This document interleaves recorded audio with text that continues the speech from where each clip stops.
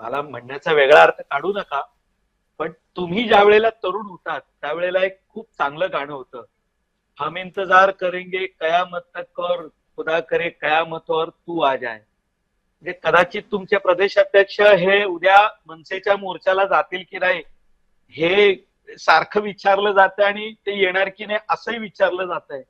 तर त्यावेळेला कदाचित त्या गाण्याचे बोल अतिशय परफेक्ट आहेत. आणि कविताजी मला खूप बरं वाटतंय की ज्यांनी उद्या मोर्चा काढलायचे तिन्ही पक्षाचे प्रवक्ते आपली भूमिका मांडत असताना कोण कुणाला गुगली टाकते हेच आजच्या चर्चेमध्ये मला कळत नाहीये. असो, त्यांचा मोर्चा आहे, त्यांना आमच्या शुभेच्छा आहेत.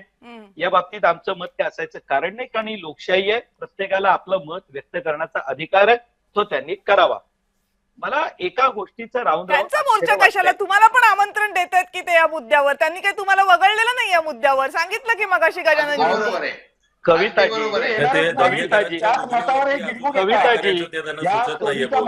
जिंकून येतात ते येणारच नाही आमच्या बरं ठीक आहे, आता बोलू देत ना त्यांना. हा चला बोला. निवडणूक आयोगाची पाठराखण करतायत ते. बरं आता बोलू देत ना त्यांना, तुम्ही सगळ्यांनी आरोप केलेत. बोला गणेशजी. त्यांच्या घरचे घरी येते. मला आश्चर्य या गोष्टीचं वाटतं की म्हणजे आज ज्या वेळेला आपण याची चर्चा करतोय, म्हणजे उद्धव ठाकरे गटाचे प्रवक्ते एवढं सगळं आम्हाला ज्ञान देण्याचा प्रयत्न करताय, तर 2017 साली ह्याच मतदार याद्या होत्या, हेच निवडणूक आयोग होतं.